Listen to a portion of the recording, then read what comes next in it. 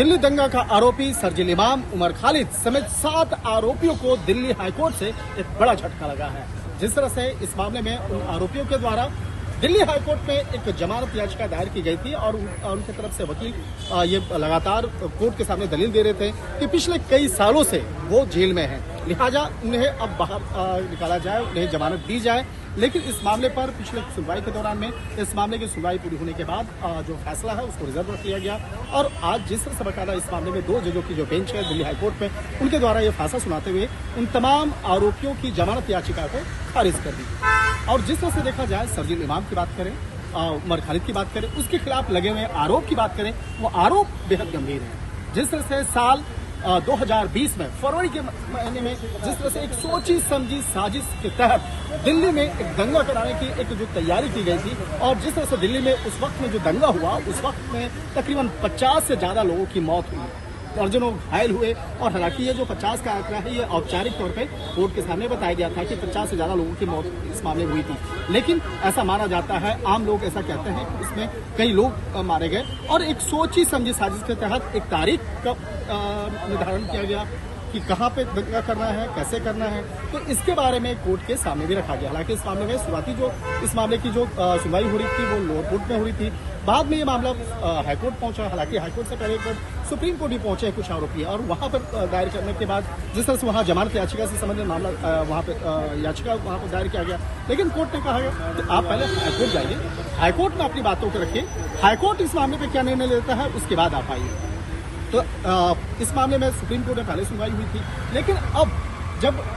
Delhi high court से बड़ा झटका लगा है उन आरोपियों को, तब आरोपियों के द्वारा अब फिर से उनके वकील जो हैं सुप्रीम कोर्ट जाएंगे, सुप्रीम कोर्ट में जा करके फिर से याचिका दायर करेंगे और वहां पर किस तरह से आगे सुनवाई होगी वो देखना लाजमी होगा। हालांकि कुछ दिनों के अंदर में ही इस मामले में जल्द ही जो आरोपी हैं शरजील इमाम, उमर खालिद और इसके साथ साथ जो 7 कुल आरोपी हैं उनके द्वारा सुप्रीम कोर्ट वो लोग जाएंगे। लेकिन देखा जाए इस पूरे मामले में जिस तरह से दिल्ली पुलिस इस मामले की तफ्तीश कर रही थी, तफ्तीश के दौरान में जो तमाम फॉरेंसिक एविडेंस, उसके साथ साथ जो वीडियो एविडेंस इकट्ठा किया गया, उसके आधार पर जिस तरह से कई चार्जशीट कोर्ट में दायर हुआ और कोर्ट के अंदर में जिस तरह से बताया गया कि किस तरह से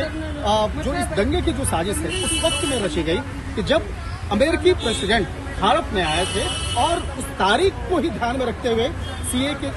से संबंधित जो विरोध प्रदर्शन और नारेबाजी उस वक्त में स्टार्ट हुआ और बाद में उसी के आड़ में जिस तरह से दिल्ली के अंदर में एक बड़े एक दंगे को अंजाम देने की एक साजिश रची गई थी। इस मामले में कई लोगों की गिरफ्तारी भी हुई, किस तरह से इस मामले में कई लोगों के बारे में पता चला, लेकिन मुख्य तौर पर जिस तरह से शरजील इमाम, उमर खालिद की जो भूमिका है वो बेहद महत्वपूर्ण नजर आई और इस मामले में ये पता था कि इस मामले में जो जो साजिश रचा गया है इसकी जानकारी उन लोगों को थी, कहाँ पे जाना है, किस तरह से अपनी बातों को रखना है और किस तरह से लोगों को भड़काना है, इससे जुड़े हुए तमाम जो एविडेंस है वो कोर्ट के सामने रखे गए और उसी के आधार में पहले लोअर कोर्ट में उन आरोपियों के खिलाफ फैसला हुआ, उसके बाद वो आरोपी दिल्ली हाईकोर्ट पहुंचे थे। लेकिन एक जिस तरह से सुनियोजित तरीके से एक प्री प्लान हो करके इस पूरे मामले को अंजाम दिया गया था, आने वाले दिनों में जब इस मामले में सुप्रीम कोर्ट में सुनवाई होगी तो कहा जा सकता है कि उस मामले में उस वक्त में भी कोर्ट के सामने भी उन तमाम साक्ष्य सबूतों के बारे में जिक्र किया जाएगा, बताया जाएगा कि फरवरी 2020 को किस तरह से इस पूरे